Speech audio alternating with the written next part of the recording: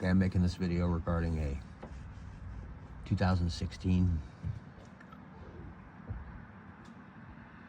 5.3 liter Chevy with a AFM automatic fuel management system, and this is regarding a collapsed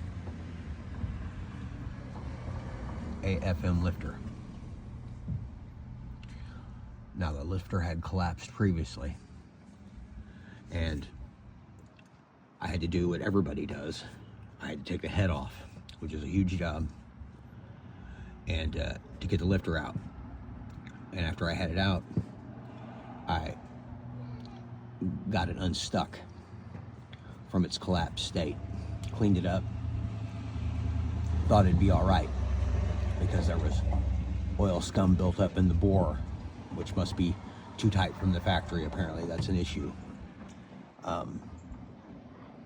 So then I put it all back together, and it ran good for a day. And this was after a new head gasket, which was $60, and 3 days of labor, head prep, inspection, everything.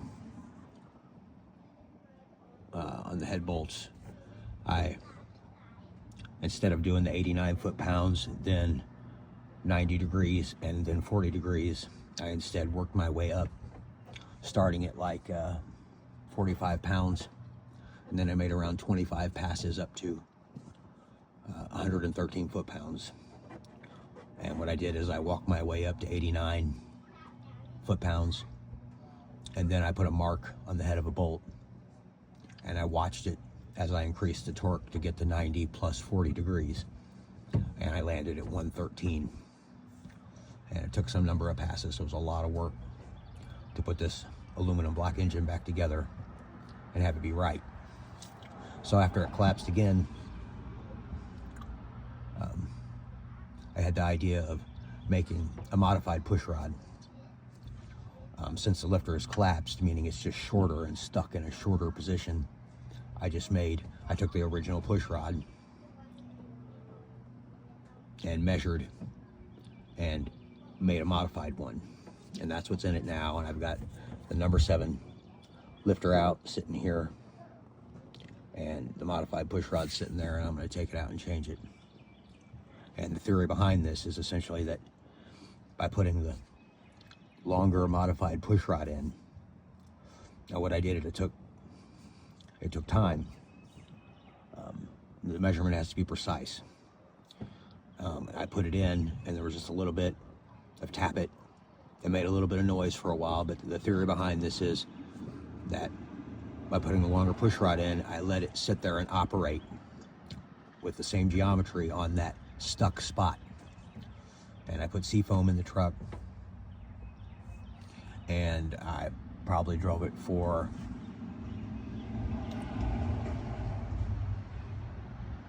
$1,500 miles. And after 1,500 miles, it stopped ticking. You know, it appears that the lifter is now free. So essentially, I made a therapeutic push rod for the stuck, or the collapsed AFM lifter.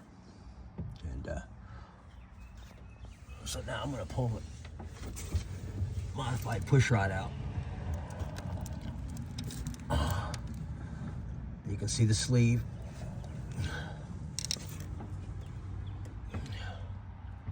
And all I did was lengthen it. And I'll have more on that later. How to get a correct length push rod, because you can order custom length push rods. This one wasn't that, but I'll make another video for that later.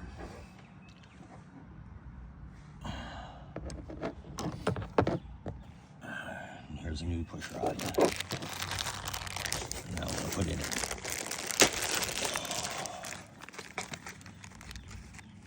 I'm going to check over everything, not do like I did and push it through the bag. You got to make sure that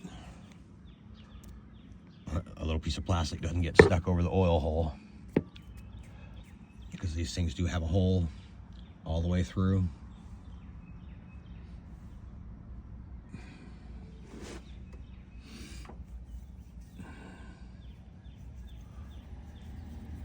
Now during proper assembly,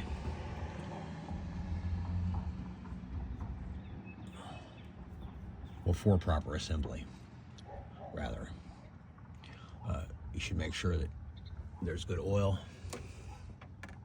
I'm just gonna find a little puddle of oil here and make sure that the tops and bottoms of the push rod are lubricated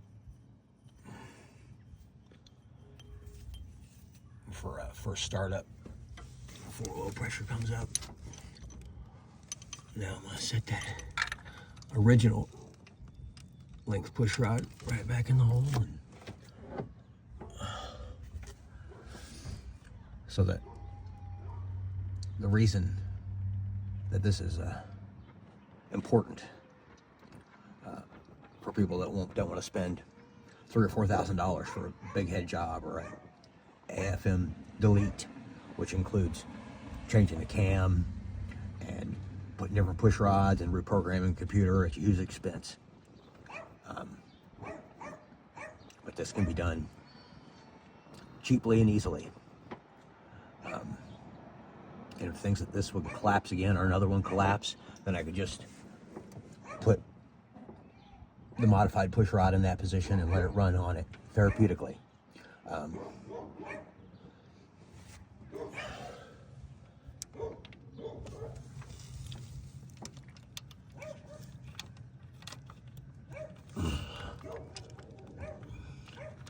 On this vehicle, the correct torque specs are 22.5 foot-pounds.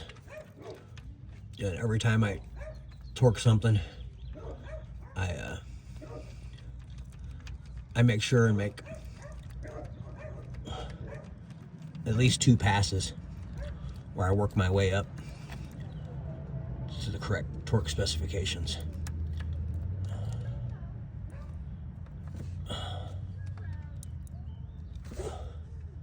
Based on what I'm feeling, it looks like the collapse lifter did free. So